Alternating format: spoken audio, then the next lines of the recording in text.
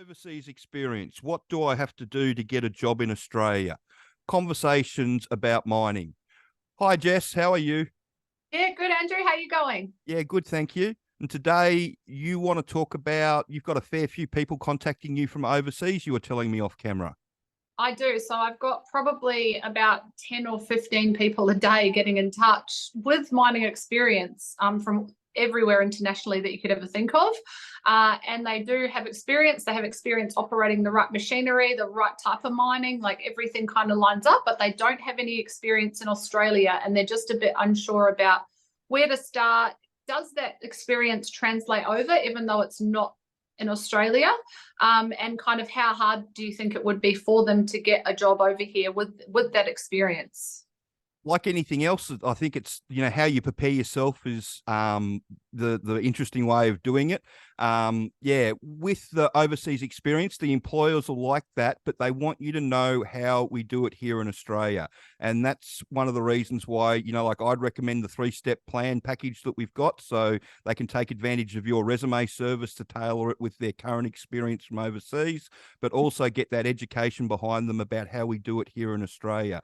Because Australia is recognised as a world leader in mining, and we've got a lot of different rules over here that aren't in other mine sites around the world. So understanding how the employers want everything to work and how the different states set up their legislation and all that sort of stuff would be really helpful in getting a job. If you can actually talk to them about how they want their mine run here in Australia when they get here, that's going to be a huge help. Apart from that, you'll need your visa. So your working holiday visa, and a lot of the employers, especially if you're coming from the UK or Canada or one of the areas that you can get the 12-month one straight up, the employers are loving that at the moment. And if you've got the Moxie experience and all that sort of stuff, and you can translate that into your mining job that you want here in Australia.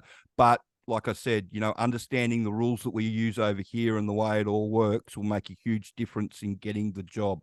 Because at the moment, the employers, they get a lot of people from civil and construction that have got that Moxie experience as well. And it doesn't always translate well through into actually, knowing how the mine works and how we run it here in Australia.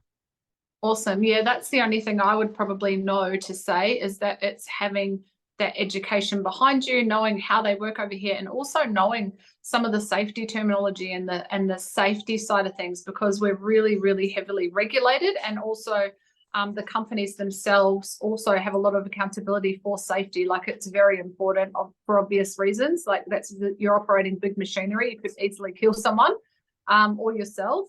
So it is really important, and that may not be as strict in different countries. I definitely think we are leaders in that respect, and so it is important to educate yourself on that and actually have that in your resume, so that when you're applying for roles, they know that they can tick those boxes, that you have an idea of how a mine works, and then also the safety, how intense safety is going to be compared to where you've come from.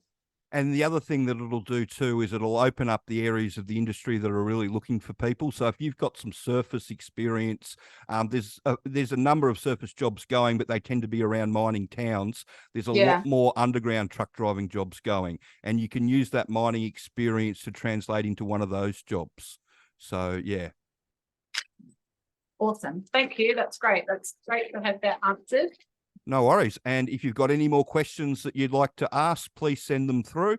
And if you could share this information around and like and subscribe the channel. Thanks. Thanks, Andrew.